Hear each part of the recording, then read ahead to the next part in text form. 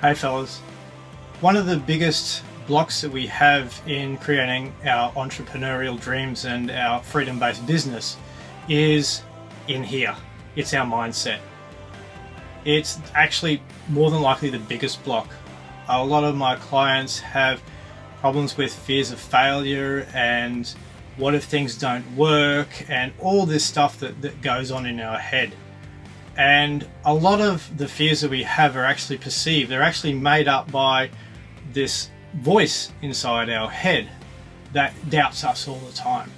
And I've got a little hack for you that I've found that really works well with me to quietening my mind. And chances are over your life you've been in a house where you've had lots of flatmates, and more than likely you've had one shitty flatmate that brings a whole heap of negativity, eats all your food, never pays the rent on time, doesn't do the dishes, blah blah blah blah blah. Right? And they're, no matter what you do, they just won't leave, right?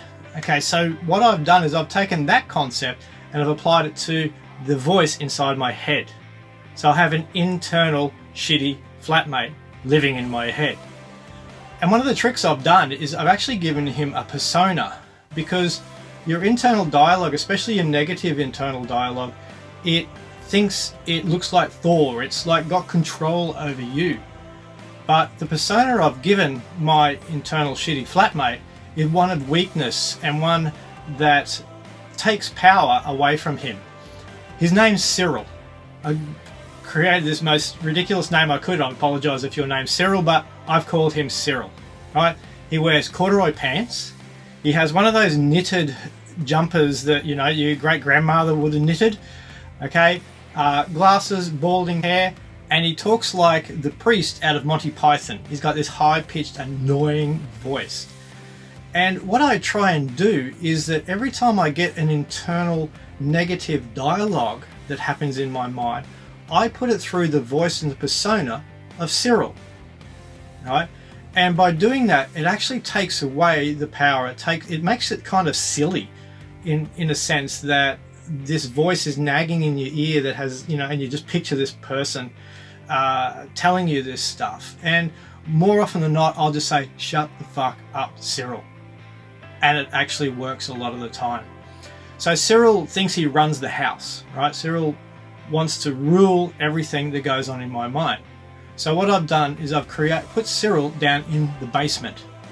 So every time Cyril bangs on about, you're not good enough to do this, your idea is stupid, you're going to lose a heap of money, blah, blah, fucking blah, right? Shut the fuck up, Cyril. Get down in the basement, slam the door. He'll bang and whinge and bitch and try and get back up there. But if you try and do that and visualize that in your mind, then it actually quietens your mind. And who's left in the house is you. You don't have to invent another person, because it's the real you that's left in the house to actually enjoy that freedom and that space. So here's a hint. Create a persona for your own internal shitty flatmate. Really go deep with this persona. What's his name?